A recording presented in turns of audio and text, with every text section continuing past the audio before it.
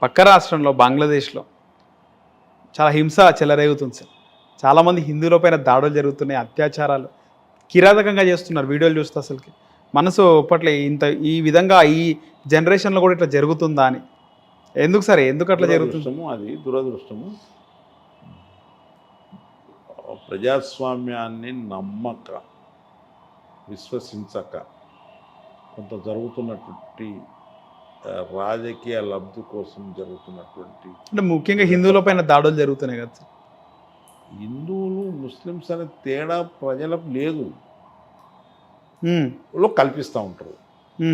ఉదాహరణకి హైదరాబాదు పోచయ్య అనేటైనే మేయర్ ఉండే, ఎస్సీ పోచయ్య వెనకడ.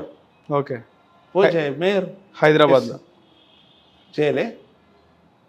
ముస్లిమ్స్ హిందువులు కలిసి కాంపౌండ్ గోడలు కలిసి ఉంటాయి ఇప్పటికీ మీ పోల్డ్ సిటీలో. వాళ్ళ పండుగ వీళ్ళు చేస్తారు, వీళ్ళ పండుగ వాళ్ళు చేస్తారు. దర్గాకి ఎంతమంది హిందువులు పోరు? చేస్తారు సార్, దర్గాకి పోతారు. దర్గాకి అందరూ పోతారు. దర్గా వాళ్ళది మతాధిపత్యమైనటువంటి కేంద్రం అది. అక్కడ లేరు హిందువు, కలిసి ఉన్నాము. ఎవరో కల్పితం చేసి మళ్ళీ దీన్ని హిందూ ముస్లిం వైరం చేస్తూ ఉంటారు. వాళ్ళ విశ్వాసం వాళ్ళది, వీళ్ళ విశ్వాసం వీళ్ళది, వాళ్ళ విశ్వాసం వాళ్ళది. వానికి ఇల్లు తగు పెట్టుకోరు, వీళ్ళు వానికి తగు పెట్టుకోరు. అయినా ఎవరో తగు పెట్టించే ప్రయత్నం జరుగుతున్నప్పుడు ఇట్లాంటి ఇబ్బందులు అవుతాయి తప్ప వేరే లేదు.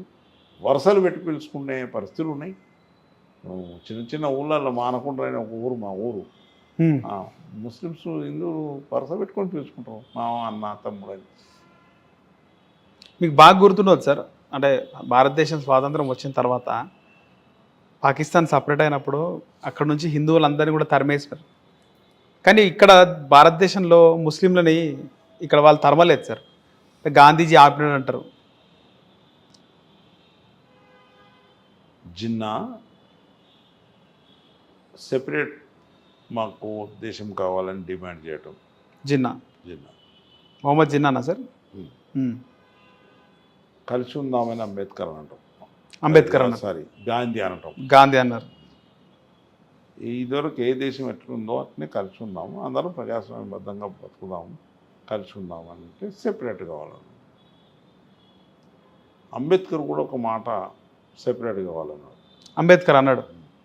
ఎందుకనంటే మీరు కుల వర్ణ వ్యవస్థతో ఉంటారు, మమ్మల్ని ఎన్నడూ సమానంగా చూడరు, మాకు వేరే ఇయ్యాను, మాకు వేరే ప్రాంతం ఇచ్చేస్తే, మాకు దేశం ఇచ్చేస్తే. ఓకే, ఈయన సపరేట్ అన్నారు అంబేద్కర్. ఎస్సీలకి అందరం ఒక దిక్కు పోతాం. పాకిస్తాన్ ఆయన అంటాడు కాబట్టి ముస్లిమ్స్ అడిగిపోతే నేను ఇటు పోతాను. అప్పుడు పూనాలో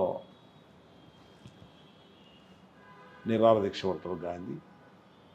ఎందుకు పడతాడంటే ముస్లిమ్స్ అటుపోయి ఎస్సీలు ఇటు పోతే, ఎస్సీలు దళితులంతా ఇటు పోతే హిందువులు మైనారిటీ అవుతారు, మైనారిటీ దేశంలో ఇబ్బందులు అవుతాయి. కాబట్టి మీరు నాతోటే ఉండాలి, నీకేం కావాలో చెప్పు అనే పరిస్థితి తీసుకొస్తేనే ఆయన అవసాన దశకు పోతాడు, చనిపోయే దశకు పోతాడు. ఎవరు? గాంధీ. ఈ చనిపోయి ఉంటే దేశమంతా అల్లకల్లోలం అయింది అని అనేక మంది పోయి అంబేద్కర్ నొప్పిస్తారు. నీకేం కావాలో అడుగు, నువ్వు మాతో ఉండు, నువ్వు హరి జనునివి, దేవుని గోకు అని చెప్పి ఒప్పించి పంపిస్తే అప్పుడు విధి లేని పరిస్థితుల్లో ఎస్ కలిసి ఉందాం, కానీ కలిసి ఉండేటప్పుడు మాకు ఇయ్యాలని షెడ్యూల్డ్ క్యాస్ట్ అని పెట్టండి. రాజ్యాంగానికి షెడ్యూల్ చేసిన కులాలే షెడ్యూల్డ్ క్యాస్ట్లు. అప్పటివరకు షెడ్యూల్ అనే పదం లేదు. షెడ్యూల్ ఎనీ పేపర్కు లెటర్కు ఒక షెడ్యూల్ పెడతాం కదా, రాజ్యాంగానికి షెడ్యూల్గా పెట్టినటువంటి క్యాస్ట్లే షెడ్యూల్డ్ క్యాస్ట్. వాటిని గుర్తించి ఈ కులాలకు ఈ రిజర్వేషన్లు కల్పించండి అని చెప్పి ఆ రాజ్యాంగంలో రాసిండ్రు. అప్పుడేదో దాన ధర్మానికి రాసింది కాదు, ఏదో దయాదక్షిణ. సో అప్పుడే షెడ్యూల్డ్ క్యాస్ట్ అనేది పుట్టింది. అంతకుముంది ఏమంటుండే సార్, ఎస్సీలని ఎవరి కులం బట్టి ఆ కులం పేరు పెట్టి పిలుస్తారు. ఒక గ్రూప్ లేకుండా, ఒక ఇది పేరు లేకుండా. ఓకే, వీటిని అన్నిటినీ ఎస్సీ కింద తీసుకొచ్చినారు. షెడ్యూల్డ్ క్యాస్ట్స్ అనే దాని కింద వీళ్ళందరినీ తీసుకొచ్చారు. రాజ్యాంగానికి అతకబెట్టబడ్డటువంటి, అనుసంధానం చేయబడ్డటువంటి కులాలను కూడా గుర్తించి దేశవ్యాప్తంగా ఈ కులాలు ఇట్లున్నాయి. పాపం వెనుకబడుతనం ఒకటి, అంటరానితనం పెద్దది.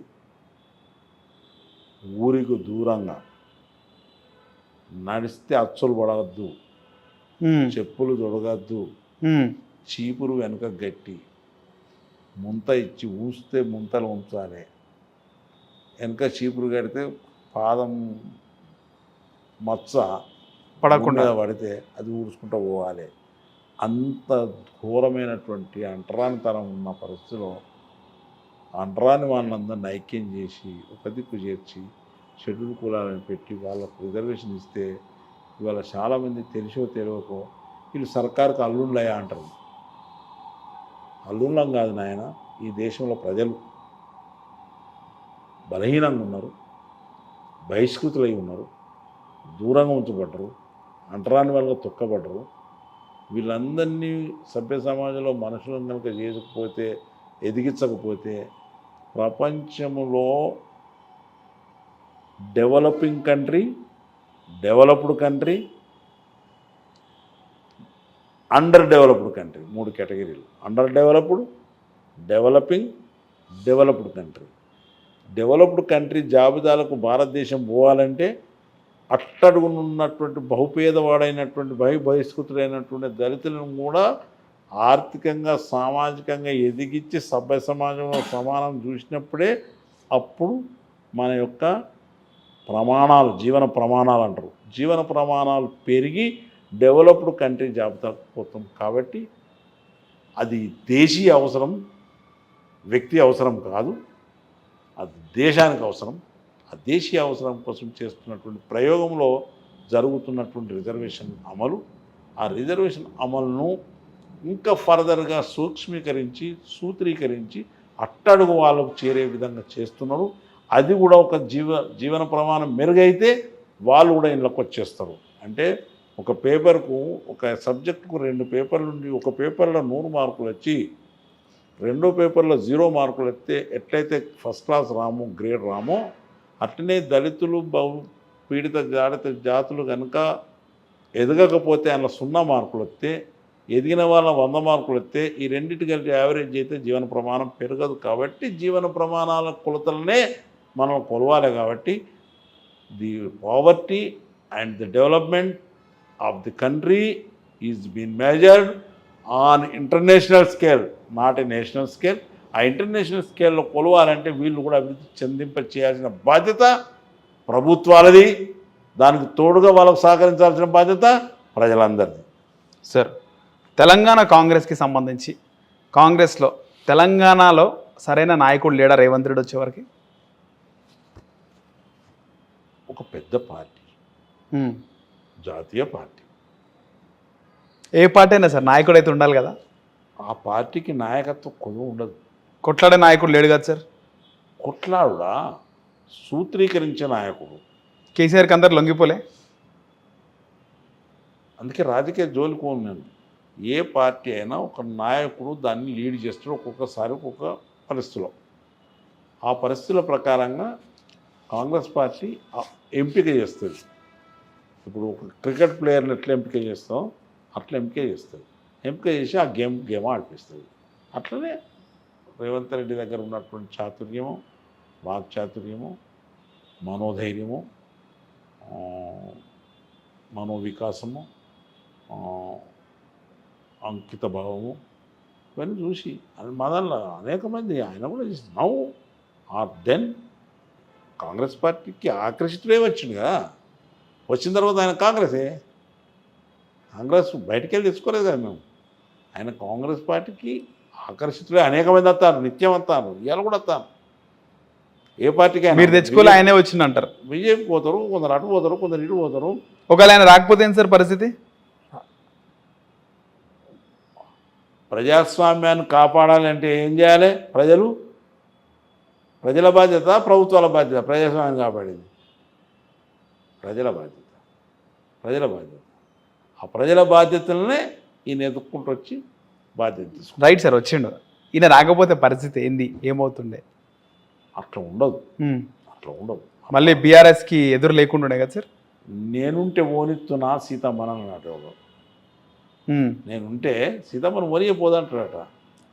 శ్రీలంక పరిస్థితి వచ్చింది. దాని నుంచి ఒక శాస్త్రం, దాని నుంచి ఒక ఉపమానాలు, దాని నుంచి ఒక ప్రయోగాలు, దాని నుంచి మానవాళి యొక్క నడవడి విధానాన్ని నియంత్రించే ప్రక్రియలో భాగంగా ఆమె పోవాలి, ఈయన సంవరించాలి, ఇది జరగాలి. అట్లా జరిగినటువంటి క్రమమే తప్ప ఇది వేరే క్రమం కాదు. ఓకే, చరిత్రలో ఉందంటారు ఇది. ఎస్, జరగాలని ఉంది. ఉంటుంది. ఏదో బై మిస్టేక్గా రేవంత్ రెడ్డి గెలిచిండు, నక్కతోక తొక్కిండు అని కూడా అంటున్నారు కదా. నా తప్పు, శ్రమే ఫలితం, శ్రమే.